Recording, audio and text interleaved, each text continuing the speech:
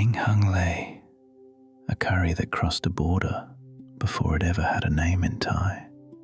From the misty hills of the far north, in the old kingdom they called Lanna, where a Burmese curry settled into Thai clay pots and never left. There is no coconut milk here, none at all. Where the curries of the south lean on the sweetness of the coconut, this one asks for something harder: patience. The richness comes only from pork fat, rendered slowly until it turns glossy and dark. Rush it, and you have soup. Wait for it, and you have silk. Servings 2. 15 minutes of preparation, 2 hours of cooking, just over 2 hours in all. 1 pound of pork belly cut into thick chunks, 2 ounces of ginger, 3 tablespoons of tamarind paste, 3 tablespoons of hang lei curry paste, 6 cloves of garlic, 1/4 cup of roasted peanuts, fish sauce, and a spoon of dark soy. Begin with the pork belly. 1 pound, cut into chunks the size of a thumb, thick, generous. In a heavy clay pot, toss the pork with the hang lei paste, with half of the ginger sliced thin and half of the garlic. Coat every piece until the meat wears the spice like a robe. Now the water. Pour in just enough to cover the pork, about 2 cups.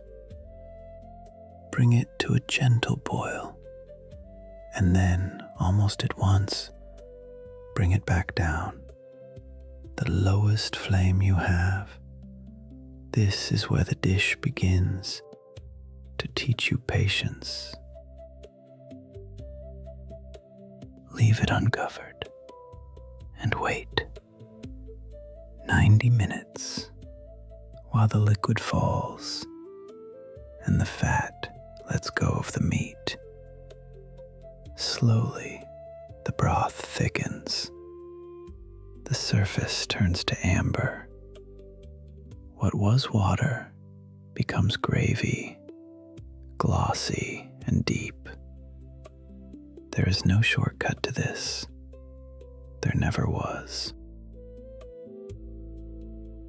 When the pork is softened, stir in the tamarind, 3 tablespoons, sour and dark, 2 tablespoons of fish sauce, a spoon of dark soy, the rest of the garlic and ginger, now in fine matchsticks, the sour and the salt, waking the sweetness of the fat. 30 minutes more, low and slow, until the pork is tender enough to fall from the spoon. And then, last of all, the roasted peanuts. 1/4 cup stirred in just before serving, so they keep their gentle crackle against the softness of everything else. The clay pot at rest, the gravy clinging to each piece, thick as honey, dark as teak. This is a curry eaten not with sticky rice, but with long, soft grains of steamed jasmine, spooned over, folded in, each bite warm with ginger and the long memory of fire. The name itself is a traveler. Hang Lei, worn smooth from the Burmese words Hin Lei, which mean simply heavy curry. It came over the mountains from Burma in the cooking pots of traders and Shan families who carried their spices into the Thai hills. For more than 200 years, from the 1500s onward, the kingdom of Lanna lived under Burmese rule. Borders moved, armies came and went, but the curry stayed. What the soldiers left behind, the grandmothers kept, and slowly, a foreign dish became a northern one. You can still taste the border in it. The dried spices, turmeric and warmth that Burmese kitchens love and northern Thai ones rarely use. The long grain rice beneath it, where the rest of the north eats sticky. Gaeng Hang Lei remembers where it came from, in every spoonful.